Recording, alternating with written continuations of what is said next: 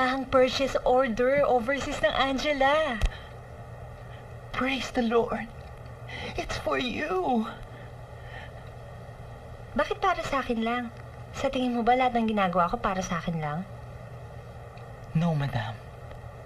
It's for everybody. Para sa mga taong nakaasa sa'yo. Para sa paniniwala mo, pwedeng ipantapat ang local brand natin sa loob at labas ng Pilipinas. Para sa mga pangarap mo. At higit sa lahat, para sa jowa ko. Jowa ko! Mabuhay! Mabuhay ang saging! Perfect banana. Hindi pa siya perfect, no? Hilaw pa. Kailangan pa painitan at pahinugin. Para mga pangarap natin sa buhay, we have to work hard for it. O ayan, pasalubong kay Raya. From the beautiful city of Tagaytay. Oli ka nga, tara. Mag-coffee nga tayo. Feel ko magpakasosyal today eh.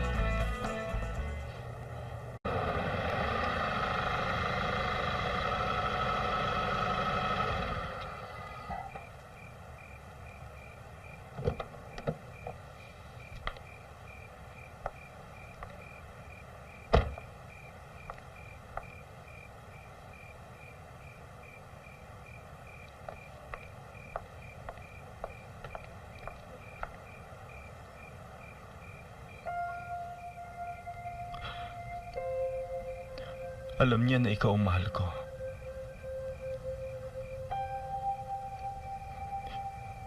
Alam niya na wala na kami. Ngayon, pinahihirapan niya ako sa annulment. Gusto kong makuha yun. Ikaw ang mahal ko.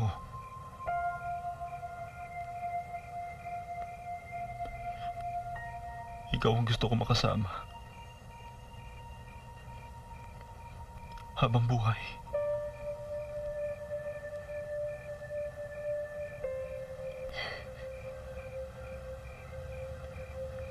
Lagi naman ganun storya ng buhay ko eh.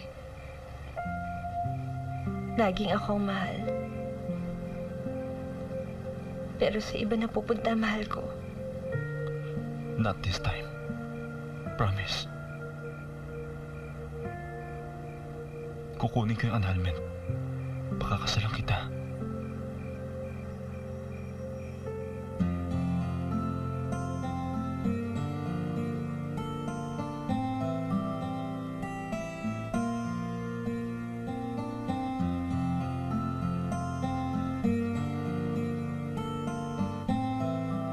Nakakatawa ang buhay. Si Susie, sineryoso ni Hill. Yung veterinaryong kaibigan ni Anton, 3 buwan lang sila nagligawan. Kasalan na. At ang mas nakakatawa, di sila nagtalik. Panayang yaya ni Susie ang sagot ni Hill pagkatapos na lang ng kasal dahil iginagalang daw siya. Gustong maiyak ni Susie. Ngayon lang daw siya iginalang ng lalaki. Si Samantha, in love kay Vinnie. Gusto pa rin niyang yumaman kaya lagi silang tumataya sa loto. Malakas daw ang kutob niyang tatama sila ng jackpot. At ako, wala lang. Nandyan pa rin si Anton. Di pa rin annulled ang kasal nila. Di ko na hinihintay yon. Magtatrabaho na lang ako at aasikasuhin ang anak ko. Kung may dumating na lalaking para sa akin, sige, go. Kung wala, ayoko na magpadala sa kanila. Wish ko lang paglaki ni Gail, sana mas maging masaya siya. May lalaki man siya sa buhay o wala.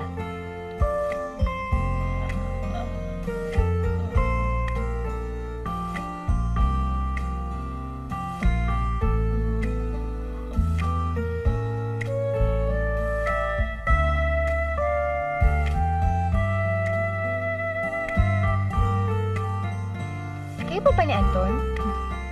Oo, Mahal mo talaga siya, no? siguro.